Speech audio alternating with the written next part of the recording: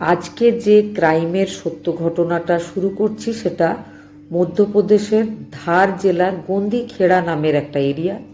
সেখানকার একটা বিজনেসম্যানের বাড়ি। বাড়িতে থাকতো সেই বাড়ির এক ছেলে, এক মেয়ে আর মা। বাবা নেই।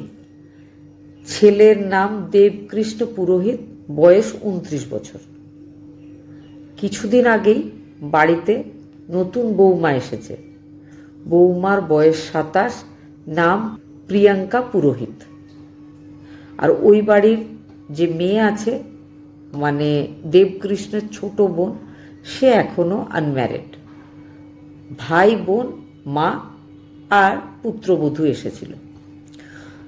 তো ঘটনাটা যেদিন ঘটেছিল 6 আর 7 এপ্রিলের মাঝখানের যে রাত, 2026 সাল, গভীর রাত্রে বাড়ির বৌমা প্রিয়াঙ্কার চিৎকারে মা আর বোনের ঘুম ভেঙেছিল। তারা যখন এসে দেখেছিল তখন প্রিয়াঙ্কা চিৎকার করে কাঁদছিল। তাকে সামলানো যাচ্ছিল না। সে চিৎকার করে বোঝাবার চেষ্টা করছিল যে কি হয়েছে। আর খাটের ওপর পড়েছিল তাদের একমাত্র পুত্র সন্তান, ওই বাড়ির একজন সফল ব্যবসায়ী দেবকৃষ্ণ পুরোহিত। তার ডেড বডি। মাথায় ছিল প্রায় 12 ইঞ্চি মতো লম্বা ডিপ কাটার দাগ। সেখান থেকে অবিরত রক্ত বেরোচ্ছিল। তখন বাড়ির লোকজনরা খবর দিয়েছিল পুলিশ স্টেশনে। পুলিশ আসে। পুলিশ এসে জিজ্ঞাসাবাদ শুরু করে। প্রিয়াঙ্কা জিজ্ঞাসাবাদে বলেছিল যে 2 জনকে সে দেখেছে, তাদের বাড়ির ভেতর ঢুকেছিল। আরও অনেকজন ছিল কিন্তু তাদেরকে সে দেখতে পায়নি, কিন্তু বুঝেছিল যে আরও লোকজন আছে। 2 জন এসে তার হাত বেঁধে দিয়েছিল, তার জামা কাপড় টেনে ছিঁড়ে দিয়েছিল। একদম মুখের কাছে এসে বসে বলেছিল, যা যা মূল্যবান জিনিসপত্র, টাকা পয়সা ইত্যাদি আছে সব দিয়ে দাও, না হলে তোমার হাজবেন্ডকে মেরে ফেলব। আর প্রিয়াঙ্কা বারবার সেই 2 জনকে রিকোয়েস্ট করেছিল যে আমাদেরকে ছেড়ে দাও, আমাদের যা আছে সব নিয়ে যাও, কিন্তু আমাকে, আমার হাজবেন্ডকে ছেড়ে দাও। সে বারবার রিকোয়েস্ট করে কিন্তু আততায়ীরা তার কথা শোনেনি। সব টাকা পয়সা গয়না লুট করে নিয়ে চলে গেছিল। আর লুট করে নিয়ে গেছিল মোট 3 লাখ টাকার গয়না, যেটা প্রিয়াঙ্কার গয়না, আর 50,000 টাকা মতো ক্যাশ, যেটা সেই সময় বাড়িতেই ছিল। সেগুলো তারা নিয়ে চলে গেছিল। তবে তার হাজবেন্ড দিতে চাইছিল, সেই জন্য ওই 2 জন রাগের মাথায় তার হাজবেন্ডকে মেরে ফেলেছে, চলে গেছে। হাজবেন্ড বিরোধিতা করছিল, সেই জন্য হাজবেন্ডকে প্রাণ হারাতে হয়েছে। আশেপাশের লোকজনরাও যে এই ঘটনাটা ঘটেছে, বাড়ির ভেতরে আততায়ীরা, চোরেরা এসে বাড়ির মালিককে মেরে চলে গেছে, এটা তাদের একটু বিশ্বাস করতে অসুবিধা হচ্ছিল। তারা ভয়ও পাচ্ছিল, কারণ এই পর্যন্ত তাদের ওই এরিয়াতে এই ধরনের ঘটনা কখনো ঘটেনি। আজ হঠাৎ এরকম ঘটেছে, মানে পরেও ঘটতে পারে। সবাই নিজেদের ব্যাপারে একটু চিন্তিত হচ্ছিল, কিন্তু পুলিশের মনে হচ্ছিল যে বৌমা যেটা বলছে কোথাও না কোথাও ব্যাপারটাতে মিথ্যা কথা রয়েছে, কারণ বৌমা বারবার নিজের বয়ান পাল্টাচ্ছিল। বারবার জিজ্ঞাসাবাদ হয়। মোট 6 ঘন্টা টাইম লেগেছিল। পুলিশ পুরো ব্যাপারটা উদ্ধার করে ফেলেছিল যে এই ঘটনাটার সাথে জড়িয়ে রয়েছে দেবকৃষ্ণের ওয়াইফ প্রিয়াঙ্কা পুরোহিত। প্রিয়াঙ্কা পুরোহিতের জিজ্ঞাসাবাদের পরে পুলিশ যে ঘটনাটা সবাইকে জানিয়েছিল সেটা হচ্ছে, প্রিয়াঙ্কার সাথে দেবকৃষ্ণের বিয়ে হয়েছিল ছোটবেলায়, প্রায় 12 বছর আগে। তখন তারা 2 জনেই ছোট ছিল। বাড়ির লোকজনেরা তাদের বিয়ে ঠিক করেছিল, বিয়ে দিয়েছিল। কিন্তু বিয়ের পরে 12 বছর কেটেছে। প্রিয়াঙ্কা বড় হয়েছে, দেবকৃষ্ণ বড় হয়েছে। দেবকৃষ্ণ জানতো যে প্রিয়াঙ্কা নামের একজন মেয়ের সাথে তার বিয়ে হয়ে গেছে, ভবিষ্যতে তার সাথেই তাকে থাকতে হবে, কারণ বাড়ির লোকজনেরা সেটাই ঠিক মনে করেছে বলে বিয়ে দিয়েছে। আর ওই এলাকাতে এই ধরনের ঘটনা ঘটে থাকে। কিন্তু প্রিয়াঙ্কার জীবনে, প্রিয়াঙ্কা বড় হলে চলে এসেছিল কমলেশ পুরোহিত নামে তাদের এলাকার একজন ছেলে। তাদের 2 জনের প্রেম হচ্ছিল। কিন্তু একটা সময় প্রিয়াঙ্কার বাড়ির লোকজনেরা ঠিক করে যে প্রিয়াঙ্কার বিয়ে তো হয়েই আছে, এবার প্রিয়াঙ্কাকে তার শ্বশুর বাড়ি পাঠিয়ে দিতে হবে। প্রিয়াঙ্কার বলার কিছুই ছিল না। প্রিয়াঙ্কা নিজেও ছোটবেলা থেকেই জানতো যে সে অলরেডি ম্যারেড, তো তাকে যেতেই হবে তার বরের বাড়ি। সে কিভাবে না বলবে?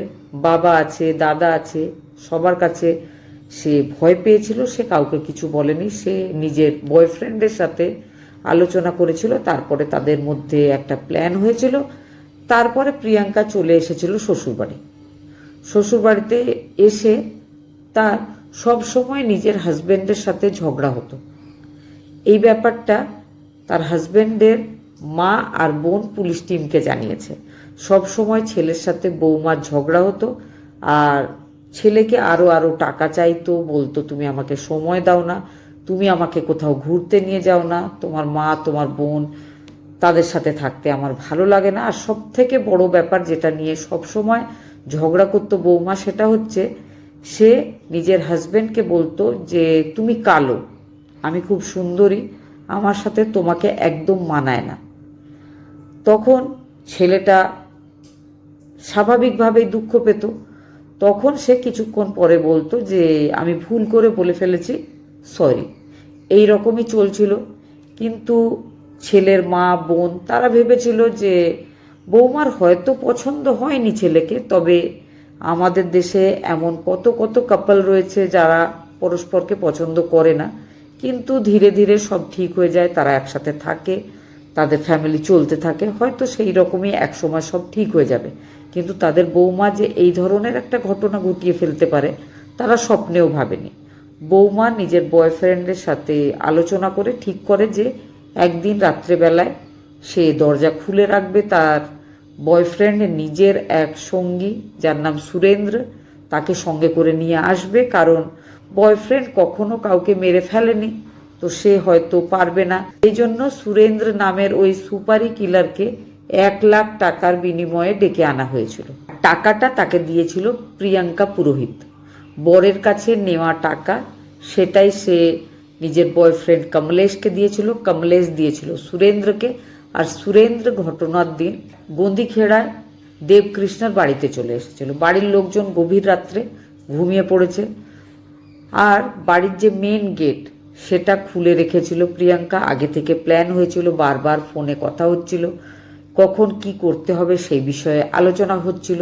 তো তারা যখন এসেছিল ঘরের মধ্যে, তখনও কিন্তু প্রিয়াঙ্কা ঘরের দরজাটাও খুলে দিয়েছিল, আর প্রিয়াঙ্কা বলে দিয়েছিল যে কোনটা আসলে তাদের ঘর। বেশ কিছু ঘর, বেশ সুন্দর বড় বাড়ি, অন্য কোনো রুমে না গিয়ে সোজা আততায়ীরা বা লুটপাট করে যারা পালিয়েছিল বলে তার স্ত্রী বলছে, সোজা তাদের রুমে চলে এসেছিল। তাদের রুমের দরজাও কিন্তু বন্ধ ছিল না। তারপর তারা নাকি লুটপাট করেছিল, যেটা হয়নি। তো জিনিসগুলোকে ওলটপালট করে রেখে দেওয়া হয়েছিল। পরবর্তীকালে বাড়িটা ভালো করে সার্চ করলে ওই রুমেরই এক কোণা থেকে সেই যে গয়না যেটা হারিয়ে গেছে বা চুরি গেছে বলে জানিয়েছিল প্রিয়াঙ্কা, সেগুলো সব ঘরেই পাওয়া যায়। যে টাকা চোরেরা নিয়ে গেছে বলেছিল সেটাও কিন্তু বাড়িতেই পেয়েছিল পুলিশ টিম। এবার পুলিশ বুঝতে পারে প্রিয়াঙ্কা মিথ্যা গল্প বানাচ্ছে। পুলিশ তদন্ত করার সময় আরও একটা ব্যাপার জানতে পেরেছিল, সেটা হচ্ছে ওই যে মৃত হাজবেন্ড, সে যখন মারা গেছে খাটের উপর পড়ে রয়েছে, সুরেন্দ্র তার মাথায় ডিপ একটা আঘাত করে দিয়ে চলে গেছে। সেই সময় ওই রুমে যে প্রিয়াঙ্কা আর প্রিয়াঙ্কার বয়ফ্রেন্ড কমলেশ, তারা দুজন শারীরিক সম্পর্ক তৈরি করেছিল। মৃত অবস্থায় পড়েছিল হাজবেন্ড। সত্যি এগুলো কি ভাবা যায়? কি ধরনের মানুষেরা! যাই হোক, এই ব্যাপারটা পুলিশ টিম জানতে পেরেছিল। পরবর্তীকালে পুলিশ সবাইকে জানিয়েও ছিল। 6 ঘন্টার মধ্যেই পুরো ব্যাপারটা পুলিশ জানতে পেরেছিল। তারপরে অ্যারেস্ট করা হয়েছিল প্রিয়াঙ্কাকে, প্রিয়াঙ্কার বয়ফ্রেন্ড কমলেশকে। তবে যে সুপারি কিলার সুরেন্দ্র তাদের সঙ্গ দিয়েছিল, তাকে এখনও পুলিশ খুঁজছে, তাকে পাওয়া যায়নি। ঘটনাটা শোনার পর কি মনে হয়েছে অবশ্যই কমেন্টে জানাবেন।